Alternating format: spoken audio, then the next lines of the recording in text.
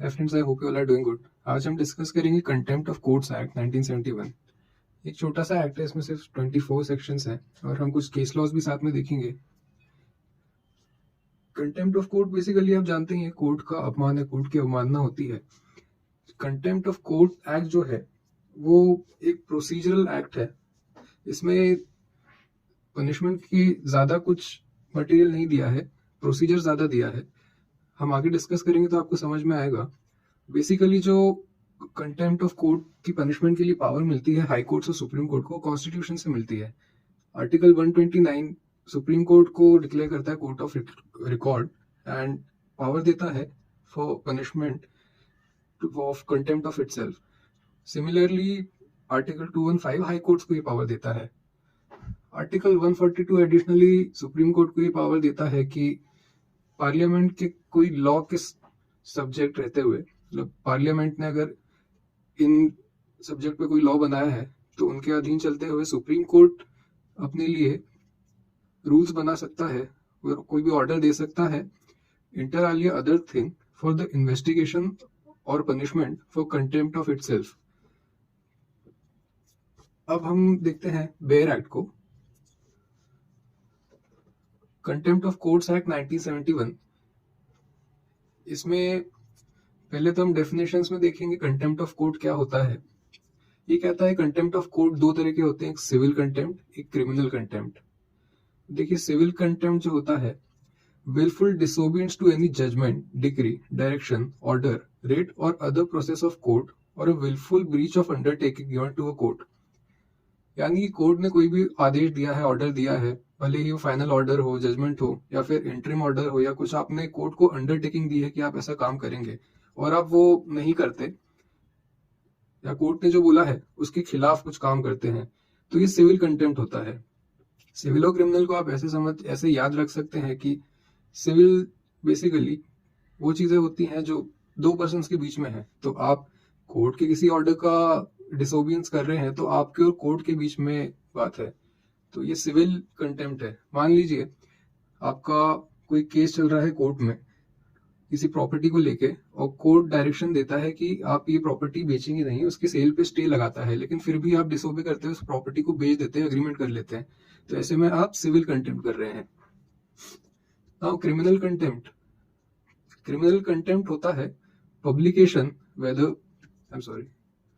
whether by word spoken, written or by signs of visible representation or otherwise of any matter or the doing of any act whatsoever। मतलब कुछ भी ऐसा काम, publication, किसी के सामने बोलना या मीडिया में पब्लिश करना, इन तीन में से कोई भी काम, first which scandalizes or tends to scandalize or lowers or tends to lower the authority of any court। मतलब कुछ ऐसा अपमानजनक आप स्टेटमेंट या पब्लिकेशन किसी भी तरह से करते हैं जो कोर्ट की अथॉरिटी को लोअर करने की ताकत रखता है। सेकेंडली, कोई ऐसा पब्लिकेशन या कोई ऐसा act which prejudices or interferes or tends to interfere with the due course of any judicial proceeding। मतलब कोई जुडिशियल प्रोसीडिंग चल रही है, उसके रिलेट में आप कुछ पब्लिश कर देते हैं, कुछ ऐड कर देते हैं जो उस प्रोसीडिंग के खिलाफ है, उस प्रोसीडिंग से इंटरफेयर करता है, ये एक्ट भी क्रिमिनल कंटेम्प्ट में आ जाएगा। थर्डली, कुछ ऐसा पब्लिकेशन है act which obstructs or tends to obstruct or interfere with administration of justice in any other manner। ये थोड़ा एक वाइड स्कोप दे दिया है कि किसी और तरीके से आप जस्टिस के एडमिनिस्ट्रेशन को इंटरफेयर कर रहे हैं, तो उसको भी क्रिमिनल कंटेम्प्ट के अंदर लाया जाता है। अब आगे के कुछ सेक्शंस में हम देखेंगे कि क्या एक्शंस कंटेम्प्ट ऑफ कोर्ट नहीं कॉन्स्टिट्यूट करते हैं। जैसे सेक्शन 3 में दिया है, a person shall not be guilty of contempt of court on the ground that he has published any matter which interferes or tends to interfere with course of justice in connection with any proceeding if at the time of publication he had no reasonable ground to believe that proceeding was pending। that means अगर किसी person जो publish कर रहा है कोई भी matter, publication obviously criminal contempt के अंदर आएगा, लेकिन अगर उसे ये जानकारी नहीं थी कि ये पब्लिश करते टाइम प्रोसीडिंग चल रही है, तो ये कंटेम्प्ट ऑफ कोर्ट नहीं होगा। अब ऑब्वियसली उसके पास रीजनेबल ग्राउंड्स होने चाहिए, और सेकेंडली सिर्फ पब्लिकेशन का मैटर रहना चाहिए। दैट मीन्स अगर उसने अदरवाइज ही, भले ही प्रोसीडिंग खत्म होने के बाद पब्लिश किया है कुछ ऐसा कंटेंट जो डेरोगेटरी है या फिर कोर्ट या जज के ऊपर इंसल्टिंग है तो वो ये सेक्शन 3 का इनोसेंस नहीं ले सकता। क्लॉज 2 ये कहता है कि कोई प्रोसीडिंग अगर पेंडिंग नहीं है कोर्ट के अंदर, उस केस में तो कंटेम्प्ट ऑफ कोर्ट के लिए लायबिलिटी आती ही नहीं है। अब ऑब्वियसली जो लास्ट बात मैंने कही थी, ये दोनों चीजें हमें क्रिमिनल कंटेम्प्ट के उससे देखना है, और इन पॉइंट्स को याद में रखते हुए देखना है कि वो कंटेम्प्ट ऐसा हो जो इंटरफेयर कर रहा है जुडिशियल प्रोसीडिंग या एडमिनिस्ट्रेशन ऑफ जस्टिस से। उस केस में ऐसे पब्लिकेशन में अगर प्रोसीडिंग पेंडिंग नहीं है एक्चुअल में उस टाइम, या फिर पब्लिशर को पता नहीं है कि प्रोसीडिंग पेंडिंग है, तो फिर ही is not liable for contempt of court. Third, he कहता है a person shall not be guilty of contempt of court on the ground that he has distributed publication containing any such matter as mentioned in subsection 1।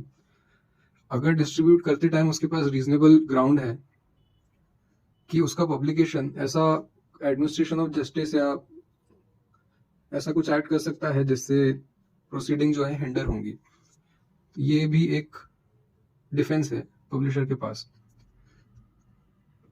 अब हम देखेंगे judicial proceeding होती क्या है।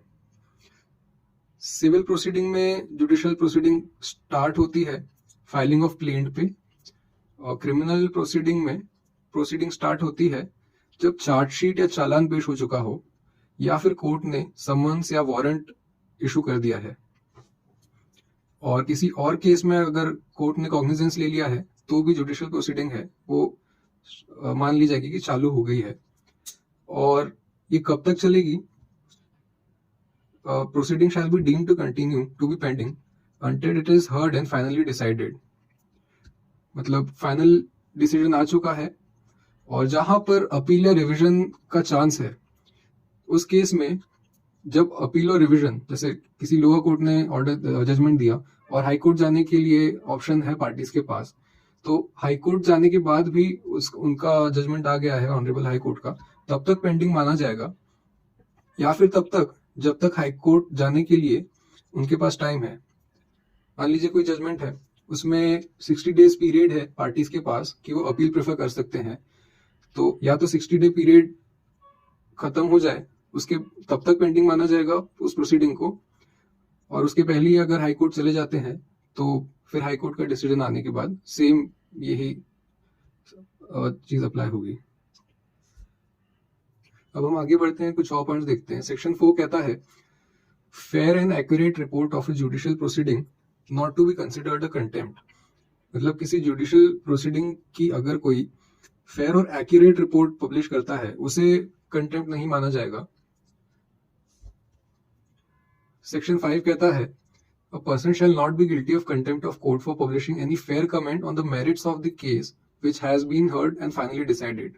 कोई case finally decide हो गया है और in good faith fair comment करता है मेरिट ऑफ केस पे, उसे भी कंटेम्प्ट नहीं माना जाएगा। फॉर एग्जाम्पल, कोई केस की प्रोसीडिंग खत्म हो गई है और कोई पर्सन रिपोर्ट पब्लिश करता है कि जो एडवोकेट्स थे वो ये एडिशनल पॉइंट्स इंक्लूड कर सकते थे, ये सबमिशंस कर सकते थे, XYZ केसेस इंक्लूड कर सकते थे, तो ये फेयर कमेंट माना जाएगा, इसको कंटेम्प्ट ऑफ कोर्ट नहीं मानेंगे।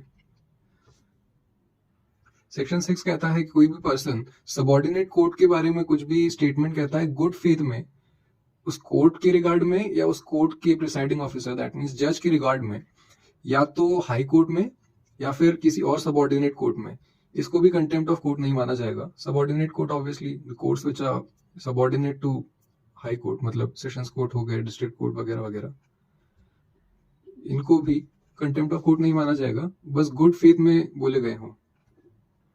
Section 7 publication of information relating to proceedings in chambers or in camera not contempt in certain cases। तो देखिए आमतौर पर क्या होता है, जुडिशियल प्रोसीडिंग कुछ केसेस ऐसे होते हैं कि पॉस्को एक्ट के अंदर कोई केस है या 376 रेप केस वगैरह जो है, उसमें पब्लिकेशन कोर्ट बार करके रखता है, स्टैट्यूट में ही लिखा रहता है कि जो विक्टिम है उनकी डिटेल्स कोई पब्लिश नहीं कर सकता। मोस्टली जो ऐसे केसेस होते हैं उनमें जो प्रोसीडिंग होती है वो ओपन चेम्बर्स में या कैमरा में नहीं होती है।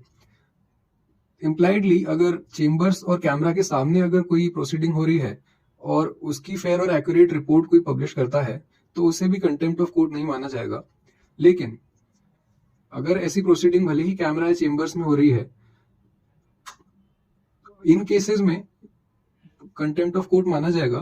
पहला केस, जहां पे पब्लिकेशन कॉन्ट्ररी है प्रोविजन ऑफ एनी इनैक्टमेंट। जैसे हम आईपीसी देख लें, आईपीसी के सेक्शन 376 ए से लेकर 376 ई तक ये दिया गया है कि कोई भी पब्लिकेशन नहीं होना चाहिए, डिस्क्लोजर ऑफ आइडेंटिटी नहीं होना चाहिए विक्टिम्स की। तो इस स्टैट्यूट ने ही बार कर रखा है कि ये चीजें पब्लिश करना कंटेम्प्ट ऑफ कोर्ट होगा और अलग से पनिशमेंट भी दी गई है उन चीजों के लिए। देन सेकेंडली, भले ही चेम्बर्स में या फिर कैमरा में प्रोसीडिंग हो रही है, कोर्ट ने खुद प्रोहिबिट कर रखा है publication on ground of public policy और in exercise of any power vested in it. ऐसे ग्राउंड पे कोर्ट ने अगर बोला हुआ है, बार कर रखा है पब्लिशिंग, तब भी अगर आप पब्लिश करते हैं कंटेम्प्ट ऑफ कोर्ट आएगा। थर्ड केस, जहां पे कोर्ट चेम्बर या कैमरा में प्रोसीडिंग्स कर रहा है for reason connected with public order और सिक्योरिटी ऑफ स्टेट, तो उसका पब्लिकेशन भी कंटेम्प्ट ऑफ कोर्ट माना जाएगा।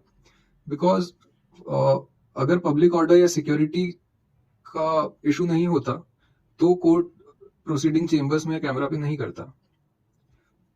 देन फोर्थली, जहां पे information relates to secret process, discovery और इन्वेंशन, मतलब कोई ऐसी प्रोसीडिंग चल रही, मान लीजिए इंटेलेक्चुअल प्रॉपर्टी राइट या कोई भी कंपनी का कुछ ऐसा ट्रेड सीक्रेट है या कुछ अदर इन्वेंशन है, साइंटिफिक इन्वेंशन है, वैसी प्रोसीडिंग अगर कैमरा में चल रही है, ओपन कोर्ट में चल रही है, आप उसे भी पब्लिश करेंगे तो कंटेम्प्ट ऑफ कोर्ट में आप आ सकते हैं, आप डिफेंस नहीं ले पाएंगे।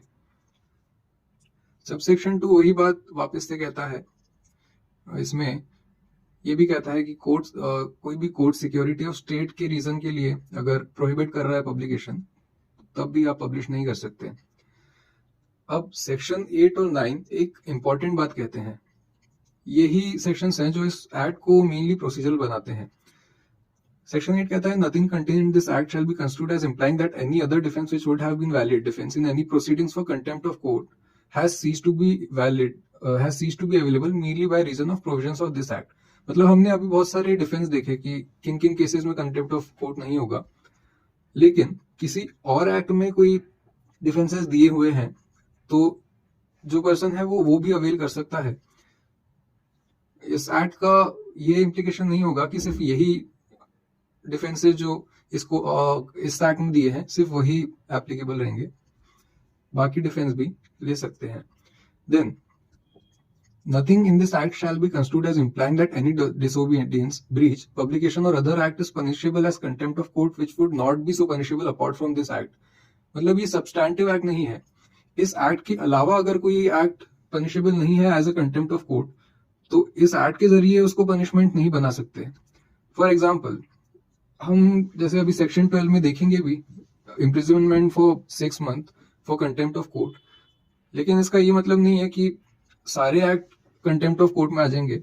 इनमें वही सारे एक्ट आएंगे जो पहले से कंटेम्प्ट ऑफ कोर्ट थे by reason of judgments of high courts and supreme courts और by reason of any statutory section, like IPC में सेक्शन दिया हुआ है 228।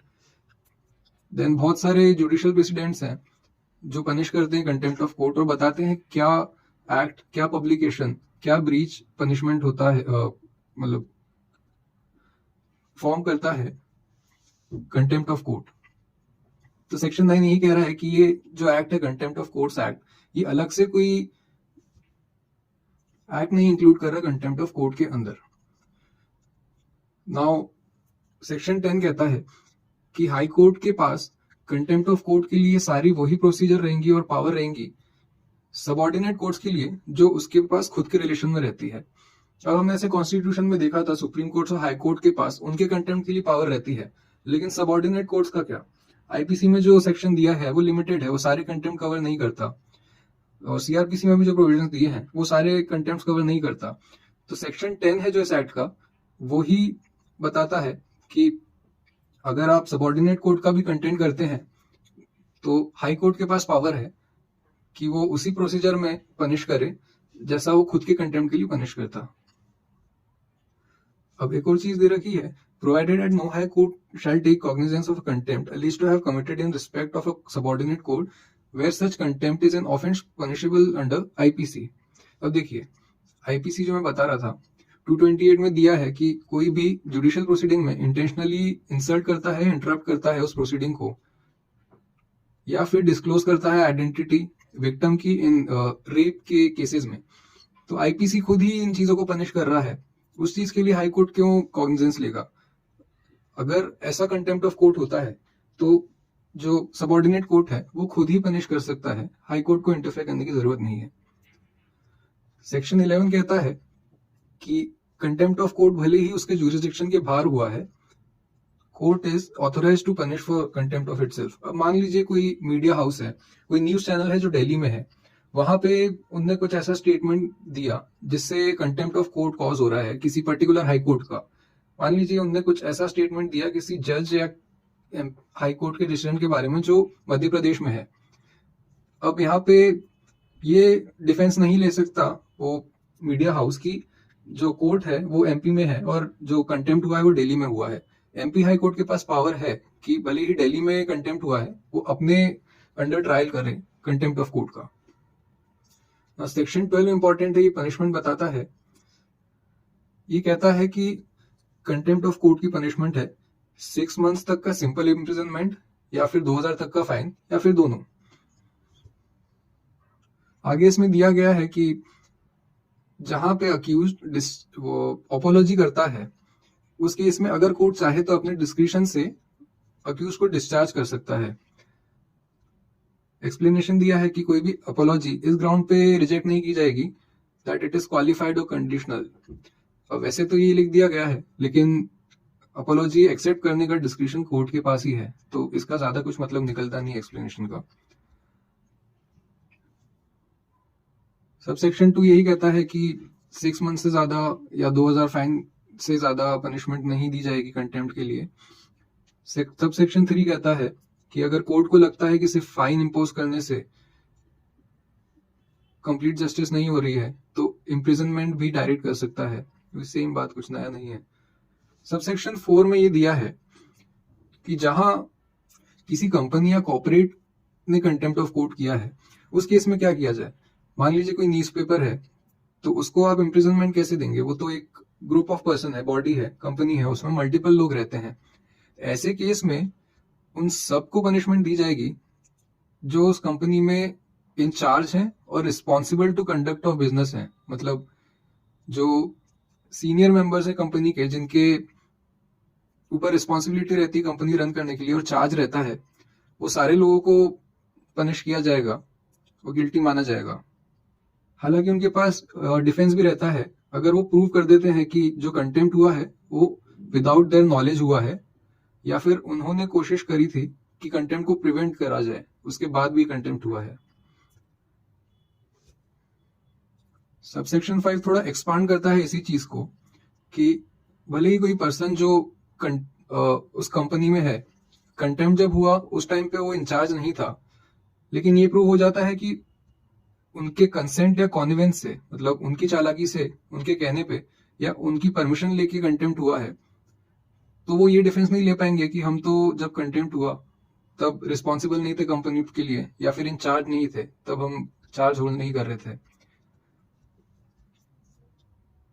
अब सेक्शन 13 एक और सेफगार्ड प्रोवाइड करता है कि कोई भी कोर्ट कंटेम्प्ट ऑफ कोर्ट के लिए पनिशमेंट नहीं देगा जब तक उसे श्योरिटी नहीं हो जाती कि जो एक्ट है वो सब्सटैंशियली इंटरफेयर कर रहा है with due course of justice.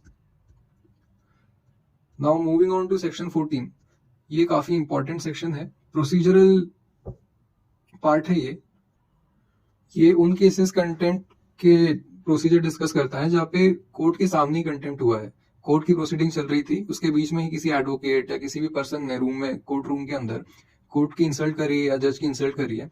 ऐसे केस में जो सुप्रीम कोर्ट या हाई कोर्ट है वो क्या करेंगे कि उस पर्सन को डिटेन करेंगे कस्टडी में, और ये सारी प्रोसेस कोर्ट के एंड होने तक, दैट मीन्स इवनिंग तक कंप्लीट करना रहेगी। फर्स्ट उस पर्सन को इन्फॉर्म किया जाएगा कि कंटेम्प्ट ऑफ कोर्ट के ऊपर उन्हें चार्ज किया जा रहा है, डिटेल्स बताए जाएंगे। फिर उनका डिफेंस लिया जाएगा कि अगर वो कह रहे हैं कि उनसे गलती से हो गया या कुछ और मीन कर रहे थे, वो कुछ और इम्प्लीकेशन निकल गया, ये सारे डिफेंस उनसे लिए जाएंगे और फिर सारे एविडेंस लेने के बाद प्रोसीड करेंगे आइदर फोर्थविथ और after judgement, sorry after adjournment. लेकिन ये सारी प्रोसेस राइजिंग ऑफ कोर्ट के पहले करना है, शाम के पहले करना है। और फिर ऑर्डर करेंगे पनिशमेंट या डिस्चार्ज, जो भी डिसीजन है, या तो पनिशमेंट दी जाएगी या फिर डिस्चार्ज कर दिया जाएगा, ये भी सेम डे करना है। अब सब सेक्शन 2 कहता है जिस पर्सन को चार्ज किया गया ऐसे केस में कंटेम्प्ट ऑफ कोर्ट के लिए, वो अगर प्ली करता है कि जो जज हैं वो खुद ना इस केस को देखें, कोई और जज को कंटेम्प्ट ऑफ कोर्ट का ये केस दिया जाए, ऐसे केस में अगर जज को उचित लगता है तो फिर चीफ जस्टिस जो है उस कोर्ट के, उनको ये मैटर प्लेस कर दिया जाएगा, उनके पास ये ट्रायल चला जाएगा। और ऐसे केस में जिन जज के सामने कंटेम्प्ट ऑफ कोर्ट हुआ था उन्हें एज अ विटनेस नहीं आने की जरूरत है चीफ जस्टिस के सामने। सबसेक्शन 4 कहता है कि ये एक बेलेबल ऑफेंस है, एक बेलेबल मैटर है, जहाँ पे प्रोसीडिंग चल रही है, सेम डे डिसाइड नहीं हुआ जाता, तो person shall be released of a bail. और अगर कोर्ट को ठीक लगता है तो बेल ना लेके सिर्फ एक बॉन्ड एग्जीक्यूट करके उन्हें छोड़ दिया जाए। सेक्शन 15, इसमें 3 चीजें बहुत इंपॉर्टेंट हैं।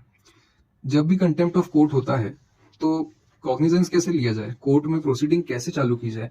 सेक्शन 15 कहता है कि सुप्रीम कोर्ट और हाई कोर्ट के मैटर में तो सुओ मोटो, मतलब खुद से ही मोशन कर सकते हैं, खुद से ही ट्रायल चालू कर सकते हैं। इन अदर केसेस, या भले ही सुप्रीम कोर्ट और हाई कोर्ट के केस में, ये 2 और तरीके रहते हैं कि एडवोकेट जनरल जो है स्टेट के, या फिर सुप्रीम कोर्ट है, या फिर कोई यूनियन टेरिटरी है, उस केस में ऑब्वियसली अटॉर्नी जनरल या सॉलिसिटर जनरल होंगे, वो खुद इनिशिएट करे प्रोसीडिंग, या फिर any other person with consent of advocate general. मतलब कोई भी पर्सन सीधे आके ट्रायल स्टार्ट नहीं करवा सकता contempt of, criminal contempt of court का। ये 3 ही तरीके हैं। सुप्रीम कोर्ट और हाई कोर्ट का कंटेम्प्ट है तो एससी और एचसी खुद ही सुओ मोटो कॉग्निजेंस ले सकते हैं, या फिर एडवोकेट जनरल प्लीड करें, या फिर कोई और पर्सन एडवोकेट जनरल की कंसेंट लेके आए कोर्ट के सामने, तभी प्रोसीडिंग चालू हो सकती है। ये ऑब्वियसली उन केसेस में अप्लाई नहीं होता जहां पे on the face of it contempt हुआ हो, जो सेक्शन 14 में हमने डिस्कस किया, कोर्ट रूम के अंदर ही जज के सामने ही हुआ हो। अब सब सेक्शन 2 कहता है क्रिमिनल कंटेम्प्ट अगर सबऑर्डिनेट कोर्ट में हुआ है, हाई कोर्ट कैसे कॉग्निजेंस लेगा। यहाँ भी 3 तरीके हैं। पहला, जो सबऑर्डिनेट कोर्ट है वो खुद हाई कोर्ट को रेफरेंस दे, तब मैटर आगे लिया जा सकता है, या फिर एडवोकेट जनरल इस मैटर को उठाए हाई कोर्ट के अंदर, तब लिया जा सकता है। और अदर पर्सन का इसमें कोई से नहीं है। सिर्फ ये 2 तरीके से ही क्रिमिनल कंटेम्प्ट जो सबऑर्डिनेट कोर्ट्स का है वो इनिशिएट हो सकता है। और सबऑर्डिनेट कोर्ट का क्रिमिनल कंटेम्प्ट हाई कोर्ट में ही जाता है। जो कोर्ट है वो खुद नहीं देख सकता, सिर्फ सुप्रीम कोर्ट और हाई कोर्ट के पास ही प्रेरोगेटिव है कि वो खुद का कंटेम्प्ट खुद ही डिसाइड करे।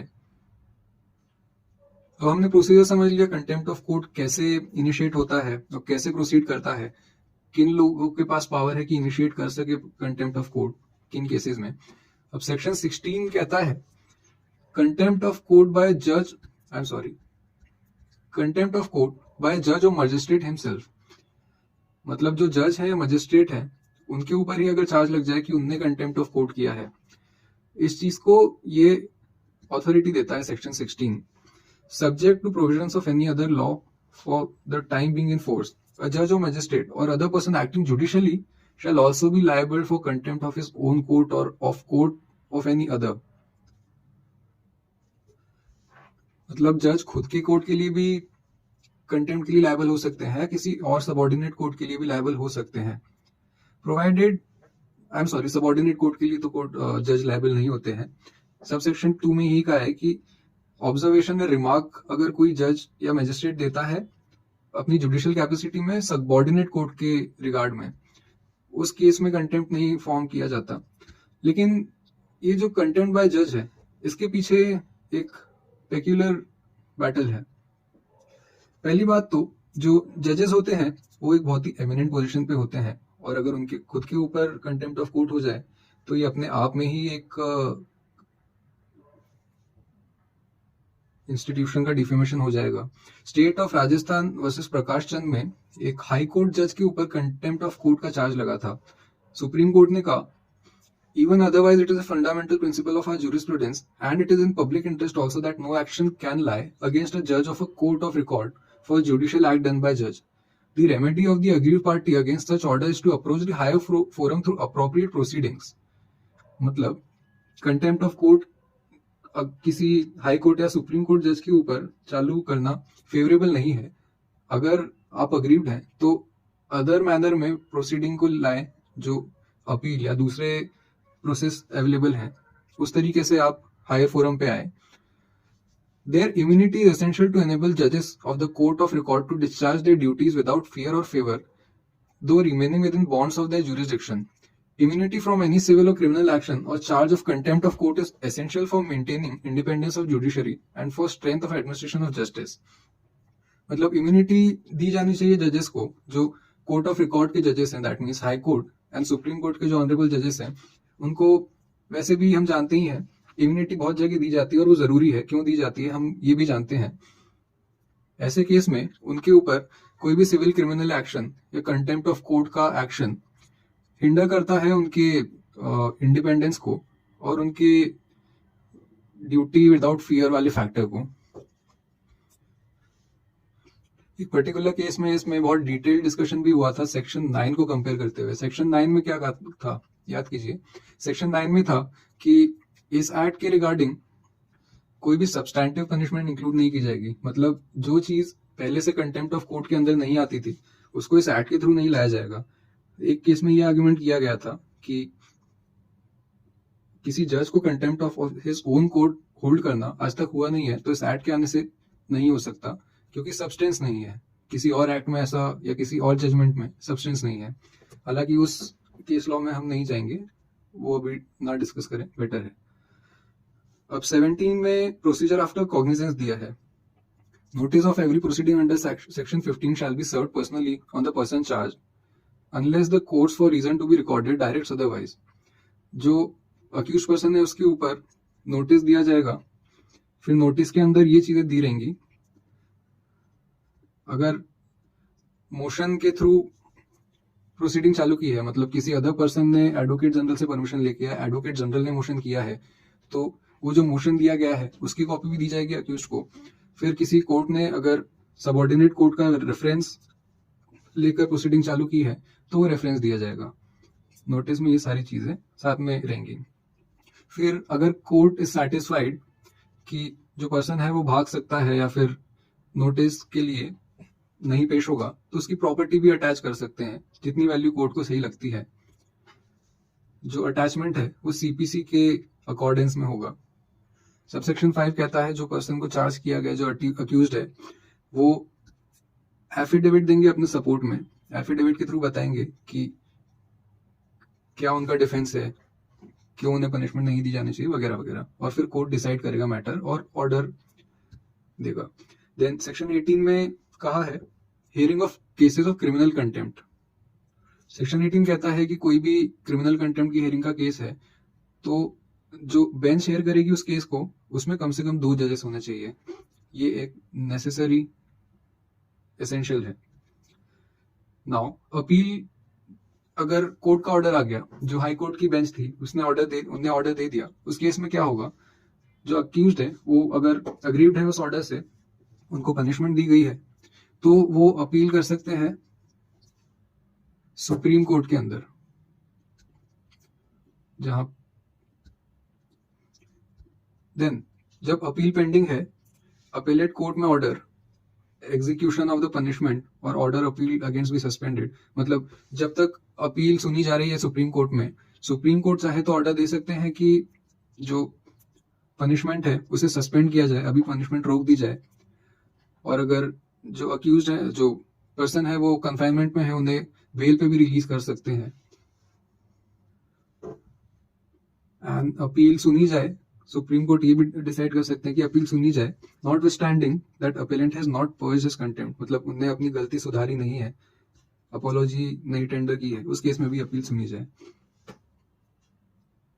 अब जिन केसेस में जो अग्रीड पर्सन है वो हाई कोर्ट को ही ऑर्डर के टाइम बताता है कि वो अपील प्रेफर करेंगे, तो ये तीनों जो चीजें हैं, बेल पे छोड़ना और पनिशमेंट सस्पेंड करना, ये हाई कोर्ट भी डायरेक्ट कर सकता है।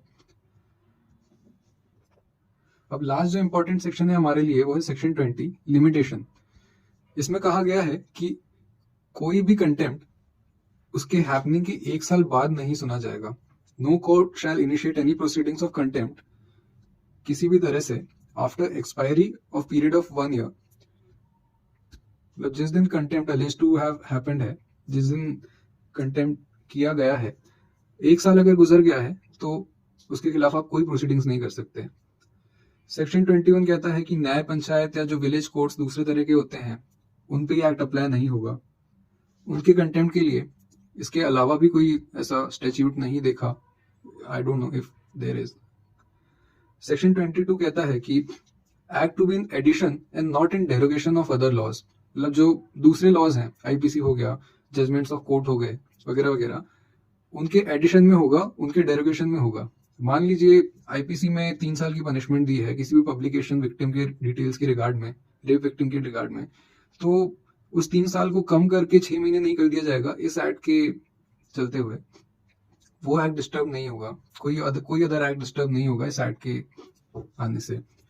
देन सेक्शन 23 कहता है सुप्रीम कोर्ट और एज द केस में भी हाई कोर्ट में मेक रूल्स, मतलब इस एक्ट के इनकंसिस्टेंट बाकी जो बचे हुए प्रोविजंस हैं उनके लिए सुप्रीम कोर्ट और हाई कोर्ट खुद ही रूल्स बना सकते हैं। द लास्ट सेक्शन इज जो कंटेम्प्ट ऑफ कोर्ट्स एक्ट था 1952 का, उसको रिपील कर लिया गया, उसकी जगह इसने ले लिया। अब हम कुछ केस देख लेते हैं, कुछ 2 केस इंपॉर्टेंट हैं। एक तो प्रशांत भूषण एंड अदर्स, ये एक सुओ मोटो कॉग्निजेंस लिया था कोर्ट ने, 2020 में इसका जजमेंट आया था। बेसिकली प्रशांत भूषण एक सीनियर लर्नेड एडवोकेट है, आप जानते ही होंगे। उन्होंने 2 ट्वीट करे थे एक पर्टिकुलर जज के रिगार्ड में और जुडिशरी के वर्किंग के रिगार्ड में, तो कोर्ट ने उन्हें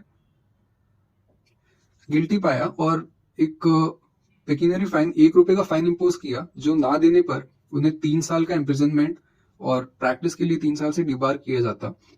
कोर्ट ने बोला कि जो ट्वीट उन्हें किए थे उसमें कोई फेयर क्रिटिसिज्म नहीं था और कोई बोनाफाइड इंटेंशन नहीं था, basically they were not in good taste, इसलिए उन्हें गिल्टी पाया गया। नाउ नेक्स्ट केस है हरी सिंह नागरा वर्सेस कपिल सिब्बल। ये 2010 का केस है। इसमें एक ग्रुप ऑफ एडवोकेट ने एक पब्लिकेशन किया, एक मैगजीन आप कह सकते पब्लिश करी, उसमें कुछ क्रिटिसिज्म थे एक जजमेंट के। ये चीज सर्कुलेशन जो इसका था ये सिर्फ एडवोकेट्स के बीच में हुआ, जो बार के मेंबर्स हैं उनके बीच में ही हुआ। हालांकि टाइम्स ऑफ इंडिया ने इसे पब्लिश कर दिया जिसमें उनका कोई कॉन्फिडेंस नहीं था, जो जिनने लिखा था वो आर्टिकल उन्होंने खुद से पब्लिश नहीं कराया टाइम्स ऑफ इंडिया में। सुप्रीम कोर्ट ने हेल्ड किया कि 19(1)(a) के अंदर फ्रीडम ऑफ स्पीच हमें दिया गया है और जो क्रिटिसिज्म था वो फेयर क्रिटिसिज्म था। ऐसे कंटेंट को हम क्रिमिनल कंटेम्प्ट नहीं मान सकते and it is rather necessary to treat as a right of people, मतलब फेयर और रीजनेबल क्रिटिसिज्म जो है वर्किंग ऑफ जजेस का, वो लोगों का अधिकार है, ऐसा नेसेसरी है, उनको ये फ्रीडम दिया गया है। So this was all in Contempt of Courts Act 1971. I hope आपको समझ आया होगा।